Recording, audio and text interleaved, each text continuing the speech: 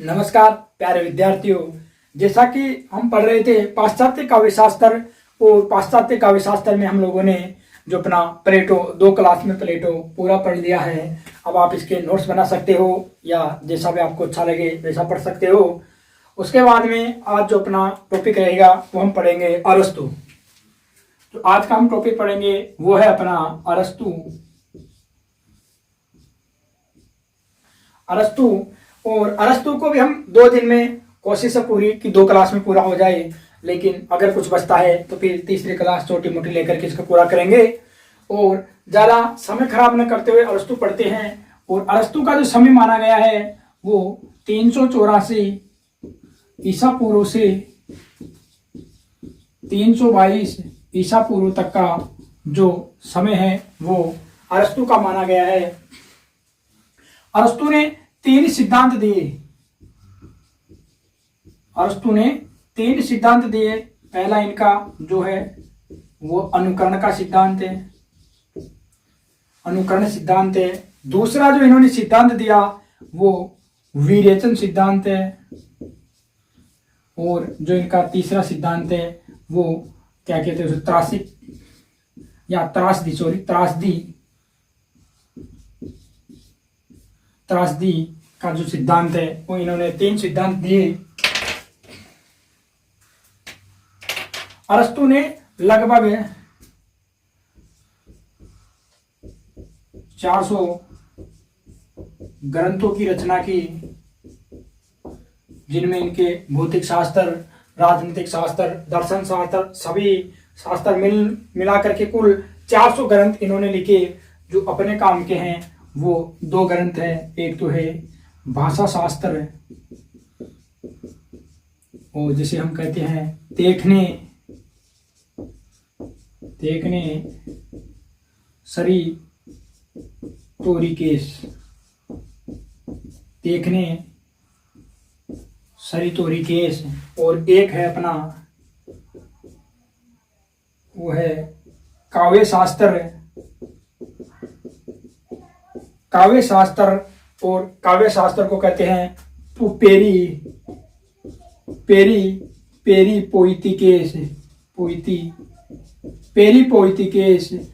पोइटिकेश, या इसे आप लोग कह सकते हैं पोइटिक्स।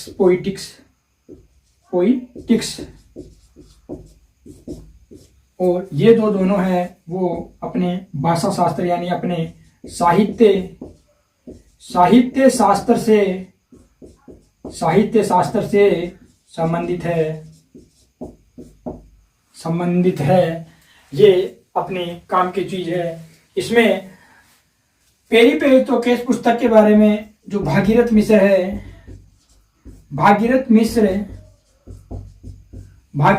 कहते हैं कि यह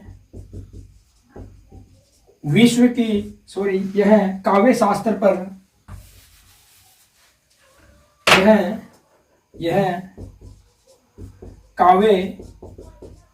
काव्य शास्त्र पर विचार करने वाली व्यवस्थित रूप से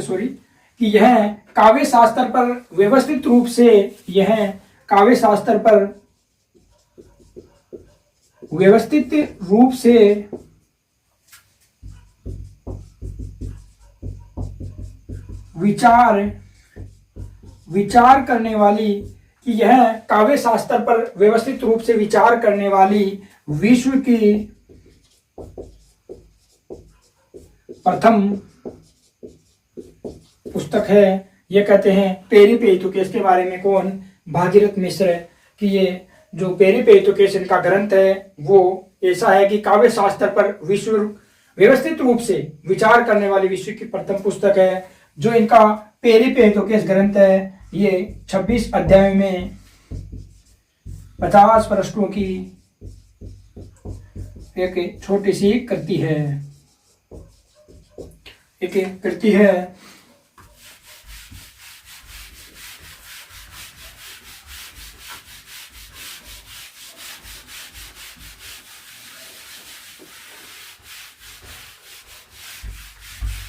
पचास प्रश्नों की एक छोटी सी कृति है जिसमें यूनानी काव्य का वस्तुगत विवेचन किया गया है। जिसमें यूनानी काव्य का यूनानी काव्य का वस्तुगत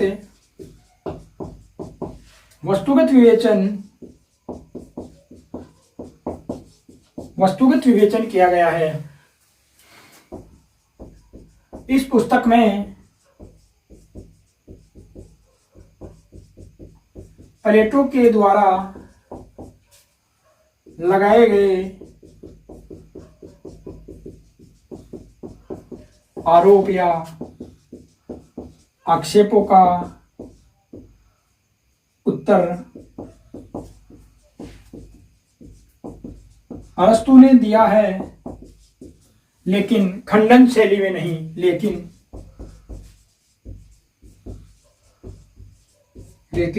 खंडन शैली में नहीं। जो प्लेटो ने कविता पर पावित्र्य दूषकता के आरोप लगाए थे, उनका उत्तर अरस्तु ने दिया इस पुस्तक में, अपनी पहली पेटो के इस पुस्तक में। इसके बाद में हम पढ़ेंगे अनुकरण के विषय में अरस्तु के विचार, या इसे आप कह सकते हो कि वो अनुकरण की विशेषता। और अरस्तु कहते हैं कि अनुकरण का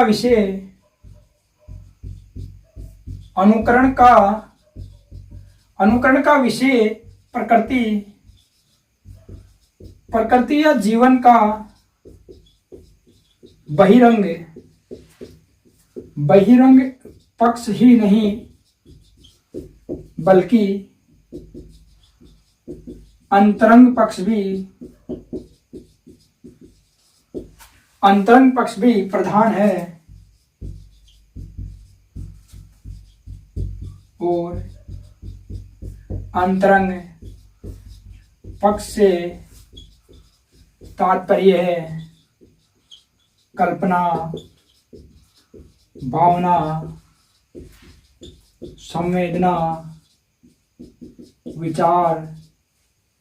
विचार तत्व है। तो अरस्तु कहते हैं कि अनुकरण का जो विषय है वो प्रकृति या जीवन का केवल बाहरी पक्ष का अनुकरण करना ही महत्व नहीं है, बल्कि उसका अंतरंग पक्ष भी प्रधान है। और अंतरंग पक्ष से क्या तात्पर्य लेते हैं अनुकरण की कल्पना, भावना, संवेदना, विचार तत्व से इनका जो मतलब है। अरस्तु कहते हैं कि काव्य वस्तु के यथार्थ रूप का अनुकरण नहीं होता, बल्कि इसके 3 रूपों का अनुकरण होता है। तो अरस्तु लिखते हैं कि वस्तु के यथार्थ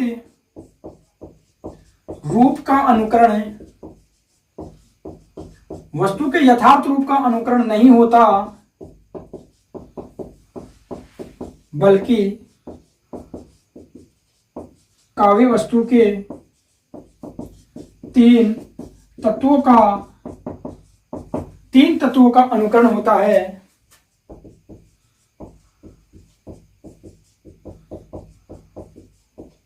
पहला है प्रतीयमान रूप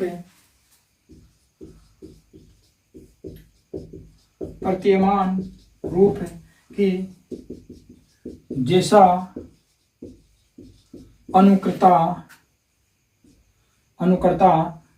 अनुकर्ता प्रतीत करता है। दूसरा है संभाव्य रूप,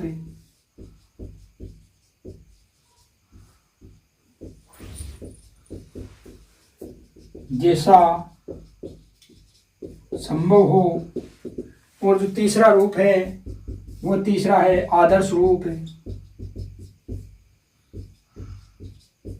कि जैसा होना चाहिए। इन 3 रूपों का अनुकरण माना अरस्तु ने। इस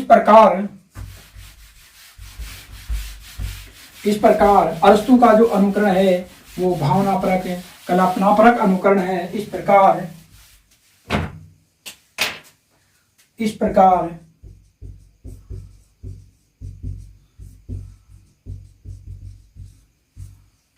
प्रकार अरस्तु अनुकरण है, कल्पनापरक या कल्पनात्मक लिख सकते हो, भावनात्मक है,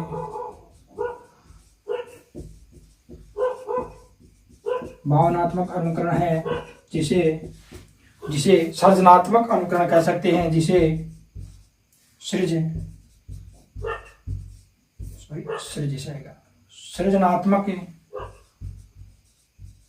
सृजनात्मक अनुकरण कहा जा सकता है, जो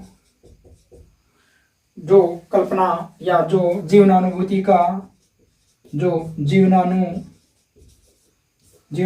का पुनः सर्जन करता है, जीवनानुभूति का पुनः सर्जन करता है। कि इस प्रकार अरस्तु का जो अनुकरण है वो कल्पनात्मक भावनात्मक अनुकरण है, जिसे सृजनात्मक अनुकरण कहा जा सकता है, जो जीवनानुभूति का क्या करता है, पुनः सर्जन करता है, जो जीवनानुभूति का पुनः सर्जन करता है। इसके बाद में हम देखेंगे कि अरस्तु के अनुकरण में आनंद तत्व या आत्म तत्व का प्रकाशन देखा जा सकता है।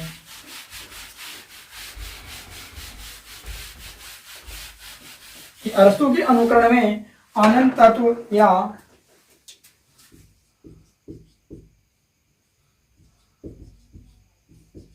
अरस्तु के अनुकरण में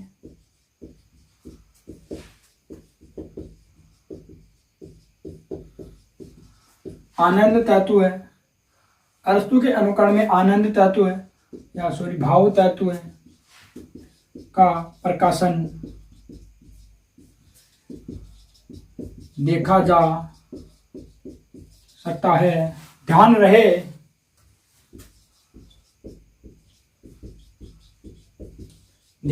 कि अरस्तु के अनुकरण में आनंद तत्व या भाव तत्व का प्रकाशन होने के बावजूद भी, ध्यान रहे कि अरस्तु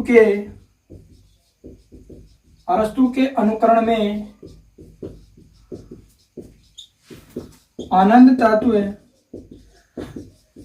भाव तत्व का प्रकाशन या समावेश होने के बावजूद भी,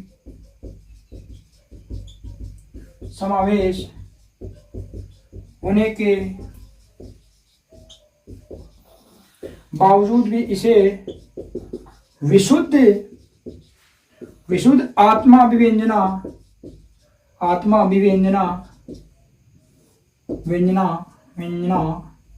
का पर्याय, आत्मा विवेचना का पर्याय नहीं माना जा सकता, नहीं माना जा सकता, क्योंकि इसमें प्रधानता वस्तु तत्व की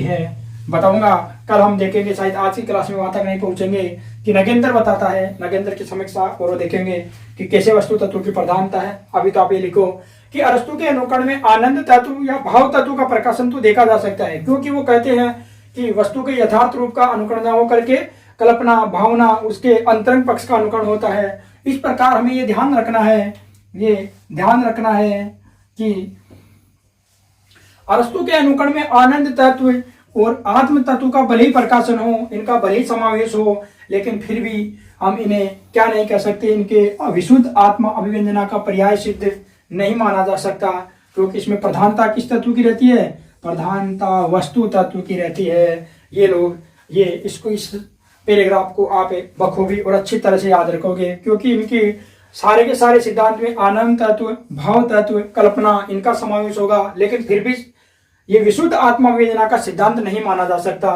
तो यहाँ गलती करने से बचे। इसके बाद में आगे लिखेंगे हम कि अरस्तु कहता है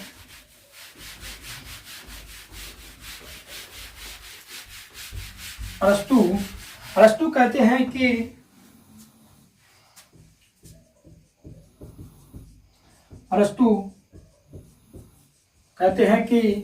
अरस्तु कहते हैं कि कवि या कलाकार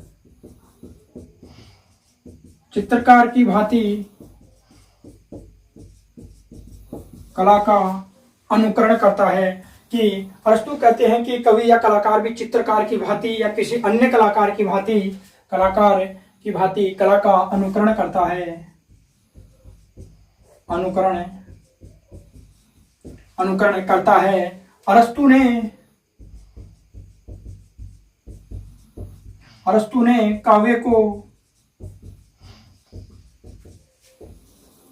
राजनीतिक उपयोगितावाद,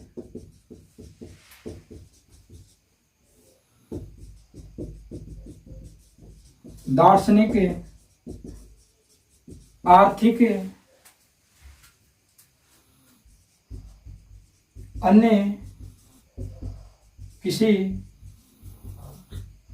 दृष्टिकोण से नहीं देखा, सीधा लिखो, नहीं देखा, बल्कि सौंदर्य शास्त्र की दृष्टि से विश्लेषित किया।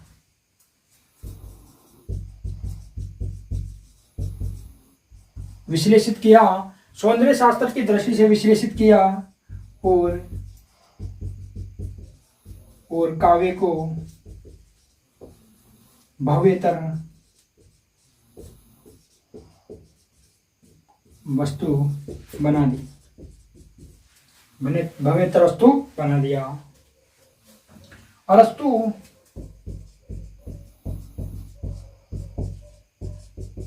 कला को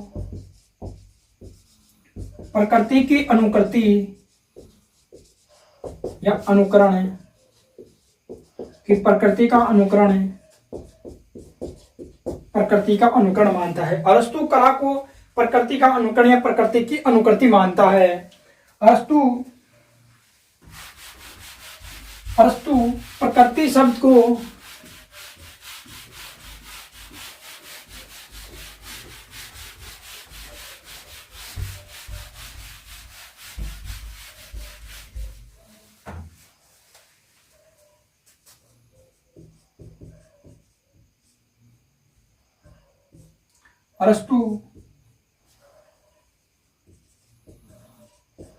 काव्य शास्त्र ग्रंथ में प्रकृति शब्द की विशेषता बताते हुए कहता है कि जो वस्तु हमारे सामने होती है, जो वस्तु हमारे सामने या उसके अपने पूर्ण रूप में होती है, हम उसे उसकी प्रकृति मानते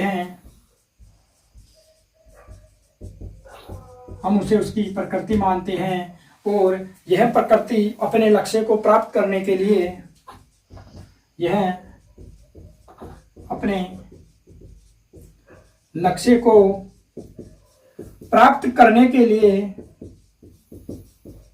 निरंतर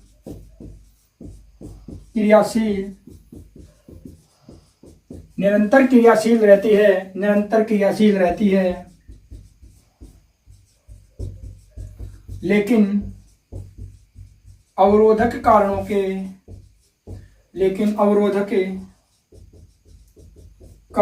के आ जाने पर प्रकृति अपने लक्ष्य तक नहीं पहुंच पाती। प्रकृति अपने लक्ष्य तक नहीं पहुंच पाती,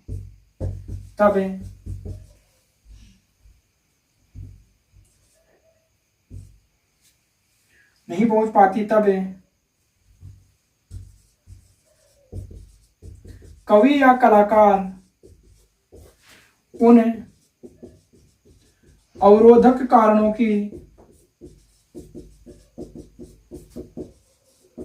की पहचान, अवरोधक कारणों की पहचान करते हुए, अवरोधक कारणों की पहचान करते हुए उनको हटाता है और प्रकृति को हटाता है और प्रकृति को पूर्ण रूप प्रदान करता है। पूर्ण रूप प्रदान करता है। अरस्तु कहते हैं, अरस्तु अपने काव्य शास्त्रीय ग्रंथ में प्रकृति शब्द की विशेषता बताते हुए कहते हैं कि कोई भी जो वस्तु है वो हमारे सामने अपने पूर्ण रूप में होती है, हम उसे उसकी प्रकृति कहते हैं, प्रकृति मानते या कहते हैं। यह प्रकृति अपने लक्ष्य को प्राप्त करने के लिए या अपने पूर्ण रूप को प्राप्त करने के लिए निरंतर क्रियाशील रहती है, लेकिन अवरोधक कारणों के आ जाने पर प्रकृति क्या करती है, अपने लक्ष्य तक पहुंच नहीं पाती है। तब कवि या कलाकार उन अवरोधक कारणों की पहचान करता है और फिर उन्हें हटाता है और प्रकृति को अपना पूर्ण रूप प्रदान करता है, अपने लक्ष्य तक पहुंचाता है, प्रकृति को अपने लक्ष्य तक पहुंचाता है या प्रकृति के अधूरे कार्य को पूरा करते हैं। आप ऐसा भी लिख सकते हो, पहुंचाता है या प्रकृति के अधूरे कार्य को पूरा करता है, प्रकृति के अधूरे कार्य को पूरा करता है। इसके बाद में लिखेंगे, इस प्रकार अरस्तु का अनुकरण एक सर्जन प्रक्रिया है। इस प्रकार अरस्तु का अनुकरण एक सर्जन प्रक्रिया है जो जीवनानुभूति का पुनः सर्जन करती है, इस प्रकार अरस्तु का अनुकरण, इस प्रकार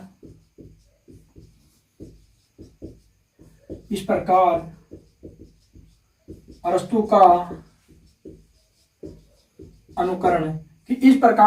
का अनुकरण एक सर्जन प्रक्रिया है। अरस्तु का अनुकरण एक सर्जन प्रक्रिया है जो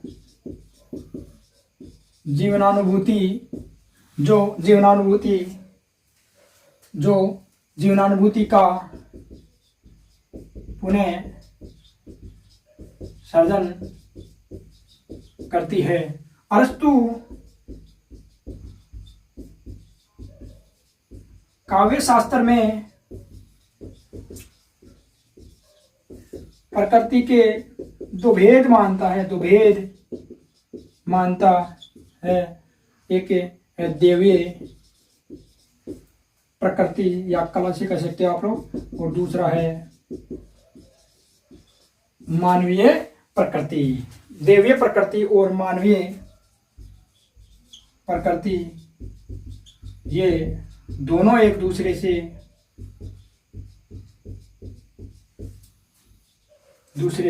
संबंध है, दोनों एक दूसरे को पूर्णता प्रदान करती है, दोनों एक दूसरे को पूर्णता प्रदान करते हैं और दोनों से ही सत्य की या पूर्ण सत्य की लिखो, दोनों से ही पूर्ण सत्य की, दोनों से ही पूर्ण सत्य की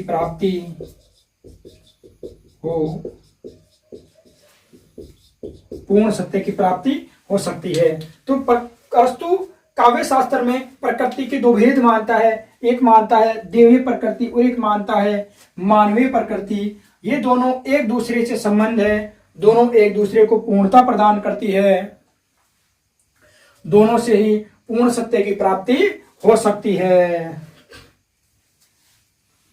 दोनों से ही पूर्ण सत्य की प्राप्ति हो सकती है। अरस्तु के अनुसार, सॉरी नीचे नहीं आएगा, लिखेंगे तो लिखो, अरस्तु के अनुसार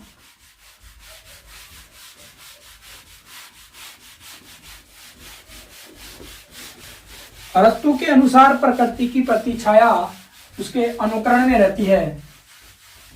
अरस्तु कहता है कि प्रकृति की प्रतिछाया, अरस्तु के अनुसार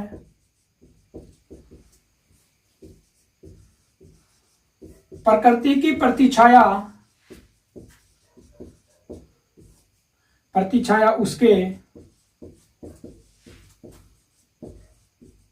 उसके अनुकरण में रहती है, उसके अनुकरण में रहती है, लेकिन ये कोरी प्रतिछाया मात्र नहीं होती, ये केवल प्रतिछाया दर्पण है, ये केवल प्रतिछाया दर्पण होती तो हमें प्रकृति से अधिक सौंदर्य प्रदान नहीं कर पाती,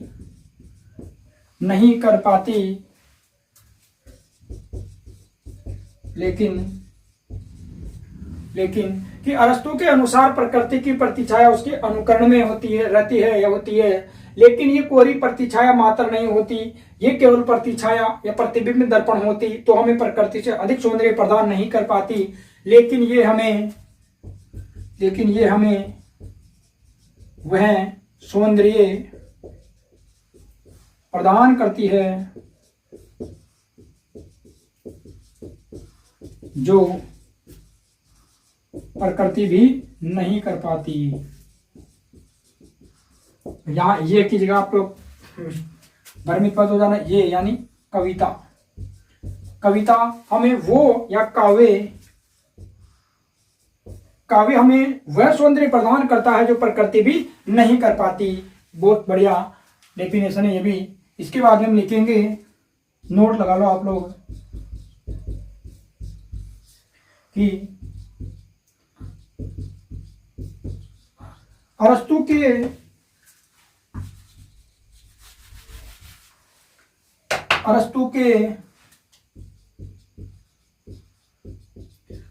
के अनुकरण सिद्धांत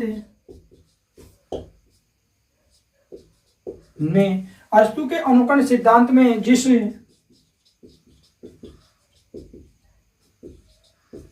आनंद भाव की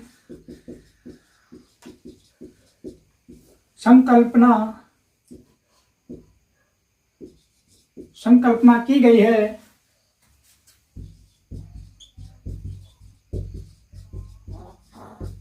उसकी समानता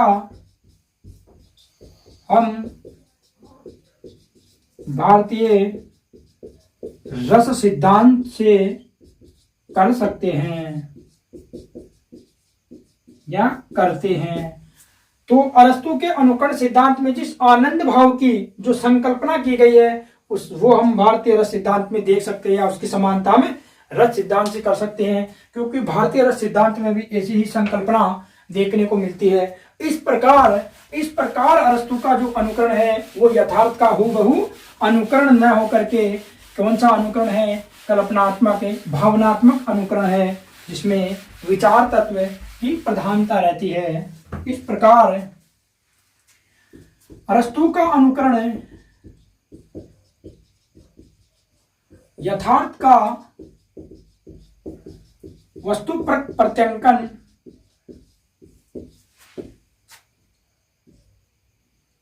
न होकर, इस प्रकार यथार्थ का वस्तु प्रत्यंकन न होकर, इस प्रकार अरस्तु का अनुकरण इसे लिखेंगे, इस प्रकार अरस्तु का अनुकरण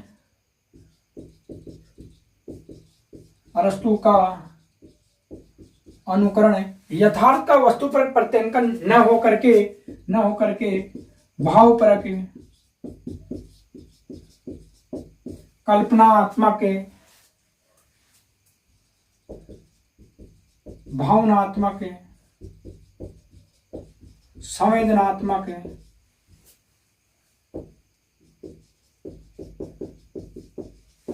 विचारात्मक है या विचार तत्व की प्रधानता है।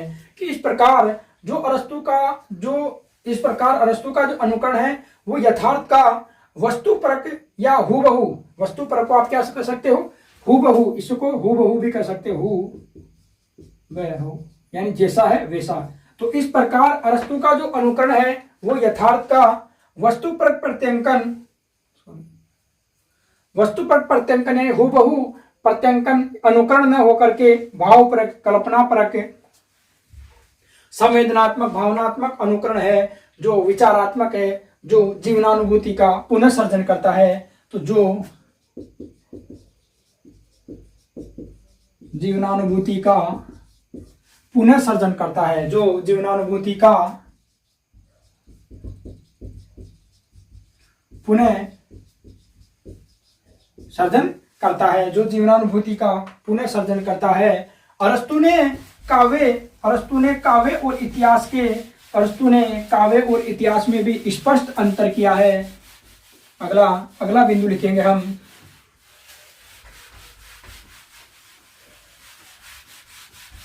कि अरस्तु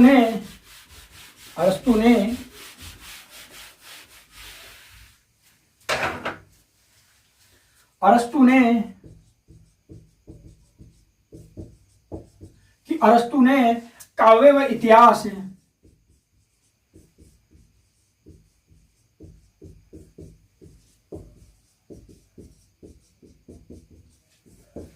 में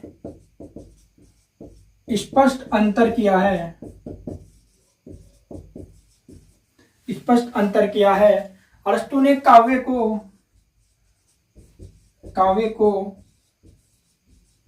इतिहास से भव्य, उच्चतर, अमूर्त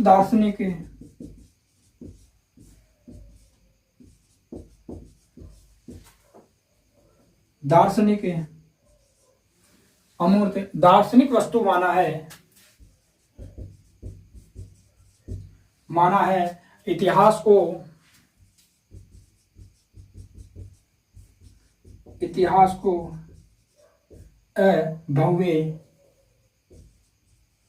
अभव्य मूर्त वस्तु माना है। अरस्तु कहता है कि जो काव्य का सत्य है,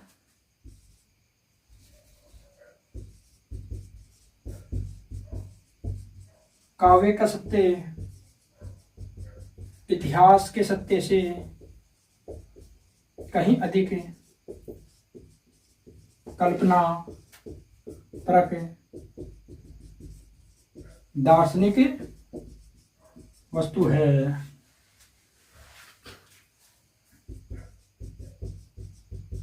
इतिहास देश काल के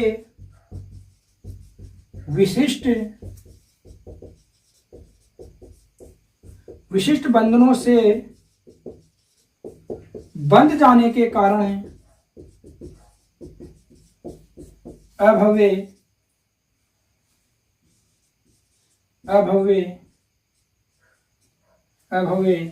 मूर्त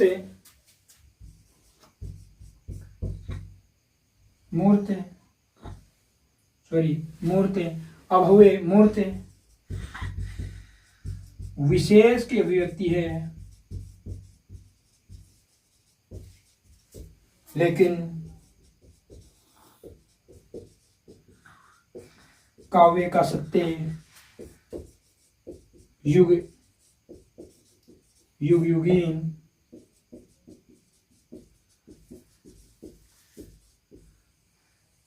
युगयुगीन सार्वभौमिक, नीचे लिखेगा नहीं, तो युगयुगीन सार्वभौमिक संभावनाओं या घटनाओं पर कहीं भी घटित हो सकता है। युगयुगीन सार्वभौमिक संभावनाओं या घटनाओं पर कहीं भी घटित हो सकता है कि अभिव्यक्ति, लेकिन काव्य का सत्य युगयुगीन सार्वभौमिक संभावनाओं पर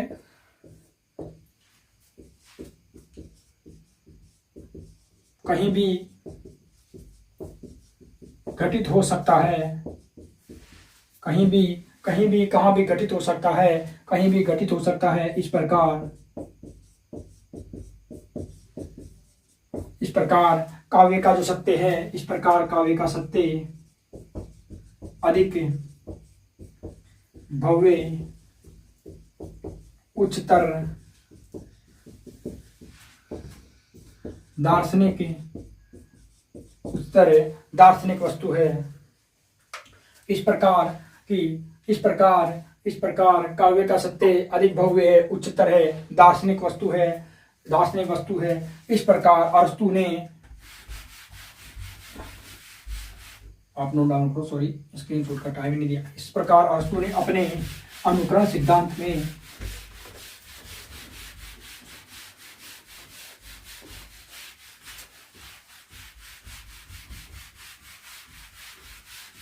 इस प्रकार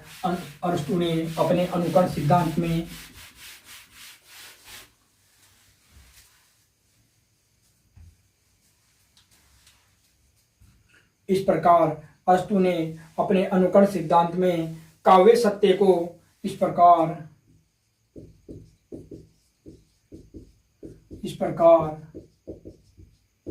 अरस्तु ने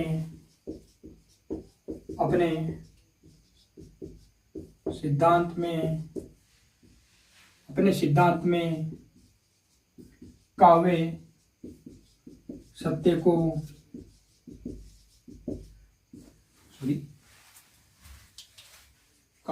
को विशेष महत्व देते हुए परिभाषित किया। तो काव्य सत्य को विशेष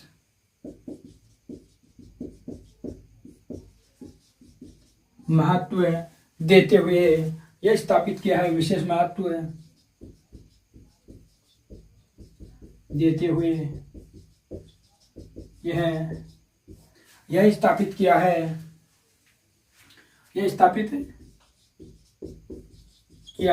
इस प्रकार अरस्तु ने अपने सिद्धांत में काव्य वस्तु को विशेष महत्व देते हुए स्थापित किया है कि काव्य का इस प्रकार अरस्तु ने अपने सिद्धांत में काव्य सत्य को विशेष महत्व देते हुए यह स्थापित किया है। जब देते हुए कहते हैं कि अरस्तु के अनुकरण का जो संबंध है वो यथार्थ का वस्तुपरक प्रत्यंकन न होकर के भावपरक अनुकरण है। इस प्रकार अरस्तु ने अपने सिद्धांत में काव्य सत्य को विशेष महत्व देते हुए यह स्थापित किया है कि अरस्तु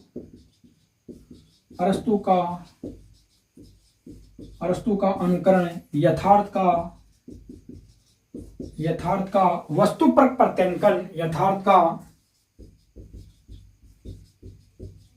वस्तुपरक प्रत्यंकन न होकर इस प्रकार अरस्तु ने अपने काव्य सिद्धांत में काव्य सत्य को विशेष महत्व देते हुए यह स्थापित किया है कि अरस्तु का अनुकरण यथार्थ का वस्तुपरक प्रत्यंकन न होकर भावपरक कल्पना परक प्रत्यंकन है या कल्पना परक अनुकरण है। अनुकरण प्रत्यंकन एक बात अनुकरण है। इस प्रकार अरस्तु का जो अनुकरण है वो भावनात्मक या कल्पनात्मक अनुकरण है जो जीवनानुभूति का पुनर्सर्जन करता है। तो ये लिखेंगे कि इस प्रकार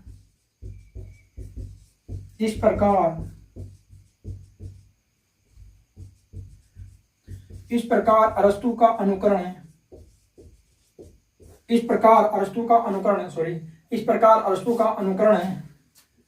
भावनात्मक अनुकरण है जो पुनः सर्जन की प्रक्रिया है, जो पुनः सर्जन की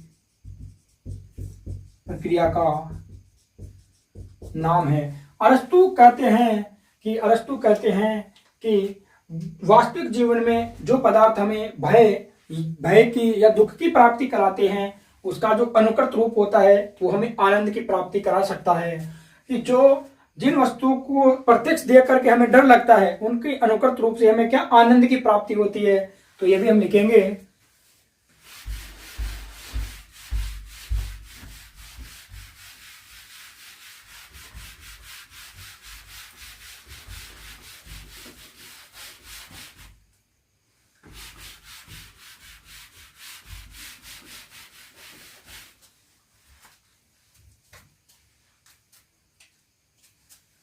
अरस्तु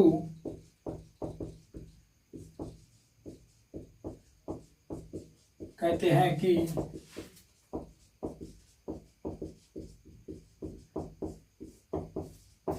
अरस्तु कहते हैं कि जिन वस्तुओं का प्रत्यक्ष दर्शन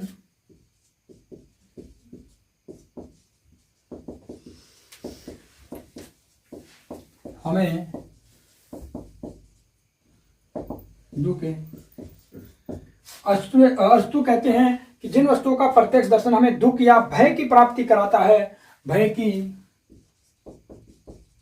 प्राप्ति कराता है, उसके अनुकृत रूप हमें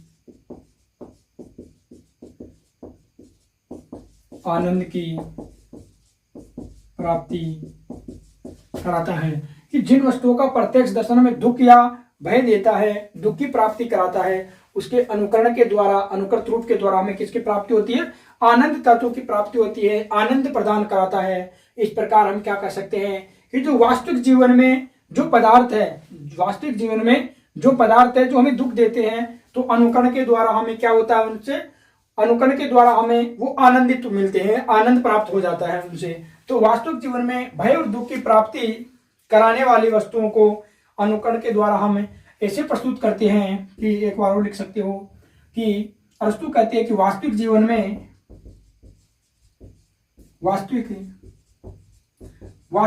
में भय व दुख की प्राप्ति कराने वाली वस्तुओं के अनुकरण से, कि वास्तविक जीवन में भय व दुख की प्राप्ति कराने वाली वस्तुओं के अनुकरण से हमें ऐसा रूप प्रदान किया जाता है, या ऐसा उनका जो रूप दिया जाता है, या ऐसे प्रस्तुत अनुकरण के द्वारा ऐसे प्रस्तुत किया जाता है कि हमें आनंद की प्राप्ति हो जाए और दुख का निराकरण हो जाए। तो वास्तविक जीवन में भय और दुख की प्राप्ति कराने वाली वस्तुओं के अनुकृत रूप से या अनुकरण से, यहाँ अनुकृत रूप के अनुकरण की बात है, अनुकरण से ऐसे प्रस्तुत किया जाता है, ऐसे प्रस्तुत किया जाता है कि दुख का निराकरण हो जाए, दुख का निराकरण या दुख या भय का निराकरण हो जाए और आनंद भाव का या आनंद की प्राप्ति हो, आनंद भाव की प्राप्ति हो। तो अरस्तु सीधा सा यही बात कहना चाहते हैं कि अनुकरण कितना सही है या अच्छा है कि जिन वस्तुओं का प्रत्यक्ष दर्शन हमें दुख देता है, भय लगता है, जिन वस्तुओं से, जैसे डरावने जानवर देख करके हमें क्या हो जाए? दुख हो जाए, भय हो जाए, लेकिन उनके अनुकृत रूप हमें क्या कराते हैं? आनंद की प्राप्ति कराते हैं। तो ये लिखाने की जरूरत थोड़ी कि डरावने जानवर देख करके वो हो जाएगा। प्रत्यक्ष दर्शन में समझ जाना आप लोग कि जिन वस्तुओं का प्रत्यक्ष दर्शन या डरावने जानवर देख करके हमें दुख या भय की जो प्राप्ति होती है, उसके अनुकृत रूप से हमें आनंद की प्राप्ति होती है। कि उनका जो अनुकरण है, चित्र हम देखते हैं, उनसे हमें आनंद होता है। यानी वास्तविक जीवन में जो भय और दुख की प्राप्ति कराने वाली वस्तुएं होती है, उनके अनुकरण से ऐसे प्रस्तुत किया जाता है कि जो अपना दुख है उसका निराकरण हो जाए और आनंद भाव की प्राप्ति हो जाए, हमें आनंद मिलने लग जाए। तो वो अनुकरण कैसा अनुकरण है? वो कल्पनात्मक अनुकरण है। तो जाहिर ही बात है कि अब ऐसा अनुकरण कैसा अनुकरण होगा इनका? वो यथार्थ का वस्तु प्रत्यंकन तो कहीं मत देना। तो जाहिर है ऐसा अनुकरण है यथार्थ का वस्तु प्रत्यंकन न होकर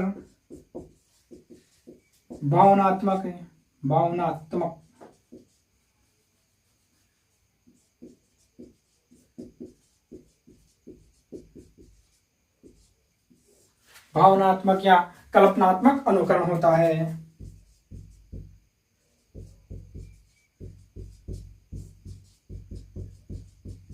भावनात्मक या कल्पनात्मक अनुकरण होता है। आप जल्दी से स्क्रीनशॉट लो।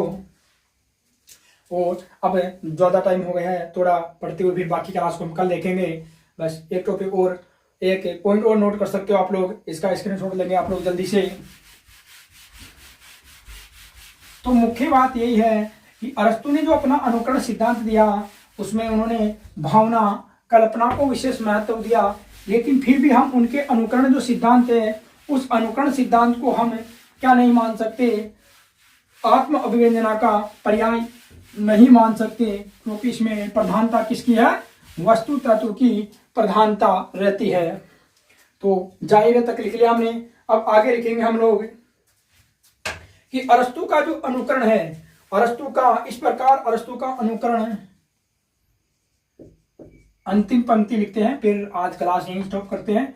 इस प्रकार अरस्तु का अनुकरण, इस प्रकार अरस्तु का जो अनुकरण है वो यथार्थ का या अनुकरण जीवनानुभूति का पुनर्सर्जन करता है। इस प्रकार अरस्तु का अनुकरण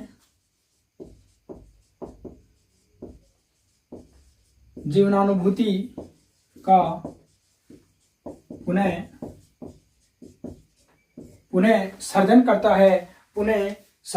है, पुनः जीवनानुभूति का पुनः सर्जन करता है और करता है कवि अपनी भावना कल्पना संवेदना एवं विचार तत्व के द्वारा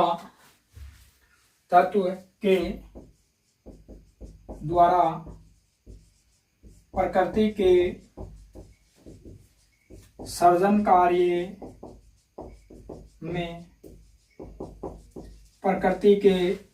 कार्य में रत होता है, कि जो प्रकृति कर रही है वो कार्य में रत होकर के प्रकृति के अधूरे कार्य को प्रकृति के सर्जन कार्य में रत होकर के प्रकृति के अधूरे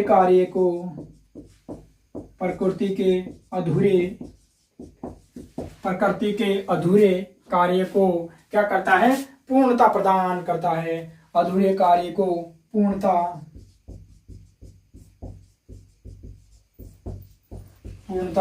प्रदान करता है। कि प्रकृति जो कार्य कर रही है उसमें वो क्या करता है, अपना भी सहयोग दे करके पूर्णता प्रदान करता है।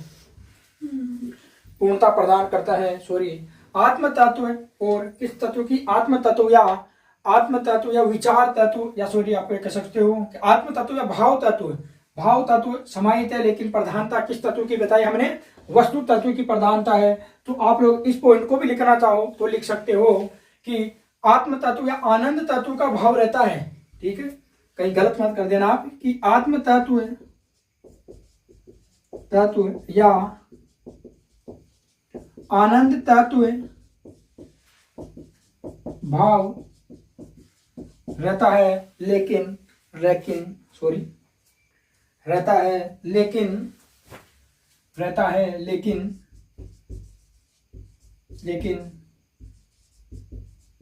प्रधानता वस्तु तत्व की होती है। और एक और लास्ट पॉइंट है, अच्छे से लिखेंगे कि अरस्तु का जो अनुकरण है उसके लिए मिमेसिस, अंग्रेजी में इसके लिए मिमेसिस अंग्रेजी में नहीं, इसके लिए अनुकरण के मिमेसिस, अंग्रेजी में तो इमिटेशन कहते हैं शायद इसको। तो आप लोग इसे लिखो ही मत, बंद करेंगे आज। और आज के लिए इतना ही। जय हिंद, जय भारत। अरस्तु पढ़ते रहिए। अरस्तु के बारे में आपकी समझ कितनी बनी या आप लोग कमेंट करके, जब आप भी आपके पास वीडियो पहुंचे, देख करके जरूर बताने के कार्य करें। और बाकी जो अरस्तु है हम उसको कल पूरा करेंगे, और जो भी अपने विशेष महत्वपूर्ण टॉपिक है उनको जल्दी से पूरा करके भारतीय काव्य शास्त्र की ओर अपना रुख देखेंगे। इसी के साथ जय हिंद, जय भारत। पढ़ते रहिए। और आपकी क्लासेज है, बस एक ही बात है कि थोड़ा आप लोगों का शायद या तो आप लोगों के पास क्लासेज पहुंच नहीं रही है, या आप लोग देखकर भी अनदेखा कर रहे हो, क्योंकि अपना जो जैसा हम क्लासेस दे रहे हैं, मेहनत कर रहे हैं, उसी के अनुसार आप लोगों की प्रतिक्रिया नहीं है। और बस यही है हमारा कहना कि आप लोग थोड़ा सा इसे अधिक से अधिक शेयर करें ताकि ये अधिक से अधिक बच्चों के पास पहुंचे और जो अपना निःशुल्क शिक्षा का जो भी अपना ये उद्देश्य है वो पूर्ण हो। इसी के साथ जय हिंद, जय भारत, पढ़ते रहिए अरस्तु और अपने सपनों को साकार करिए।